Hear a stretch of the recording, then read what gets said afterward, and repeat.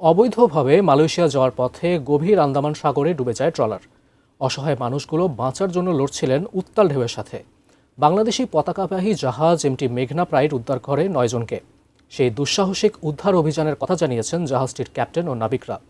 কামরুল হাসানের ক্যামেরায় আমাদের কক্সবাজার প্রতিনিধি অর্পণ বড়ুয়ার আরও 2 ধারাবাহিক প্রতিবেদনের আজ থাকছে শেষ পর্ব। এমটি মেঘনা প্রাইড যাচ্ছিল ইন্দোনেশিয়ায়। 9 এপ্রিল সকালে জাহাজটি তখন সেন্ট মার্টিনস দ্বীপ থেকে 400 নটিক্যাল মাইল দূরে গভীর আন্দামান সাগরে। উত্তাল সাগরে কারো যেন বাঁচার আকুতি। ক্রুরা দেখতে পান তীব্র ঢেউয়ে কেউ প্রাণ ধরে ভাসছে, কেউ বা কাঠের টুকরো বা ভাসমান কিছু আঁকড়ে ধরে প্রাণপণে বাঁচার লড়াই করছে। ক্যাপ্টেন নির্দেশ দিলেন উদ্ধারের। প্রায় 5 ঘন্টার উদ্ধার অভিযানে উদ্ধার করা গেল 9 জনকে।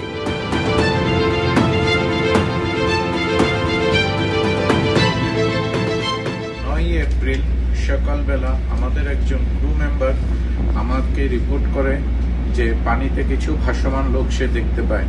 আমরা তখন আন্দামান সি ক্রস করছিলাম। যে এই ধরনের মানব পাচারকারীর হাতে যাতে কেউ না পড়ে এবং এভাবে অবৈধভাবে যাতে দেশ ছাড়ার চিন্তা না করে। যারা এখনো পরিকল্পনা করছেন যে এই পথে মালয়েশিয়া যাবেন, ওদের সাথে কথা বলে আসুন। যারা জীবিত ফিরেছে তারা মৃত্যুর কতটা কাছাকাছি ছিল।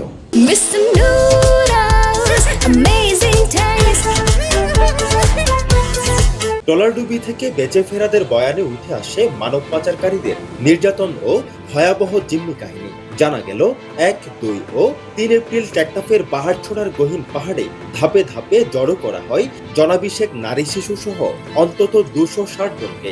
4 এপ্রিল রাতে তাদের নিয়ে মালয়েশিয়ার উদ্দেশ্যে যাত্রা করে ট্রলার। মাঝপথে 7 এপ্রিল খাবার পানি চাওয়াকে কেন্দ্র করে যাত্রীদের উপর চালানো হয় নির্বিচার নির্যাতন।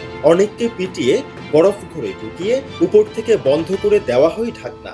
অক্সিজেনের অভাবে মারা যাওয়া 33 জনের নিথর দেহ এক এক করে ফেলা হতে থাকে সাগরে। লাশ ফেলার পর ট্রলার ভারসাম্য হারিয়ে একপাশে কাত হয়ে পড়ে।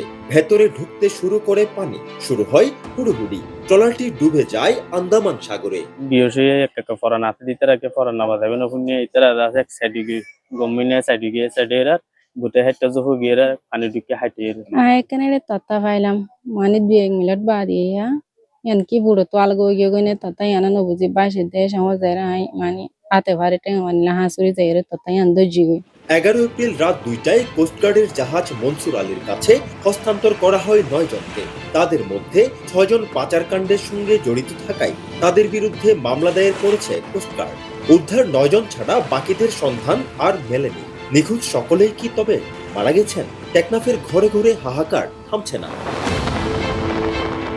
অর্পণ বড়ুয়া, এটিএন নিউজ, কক্সবাজার।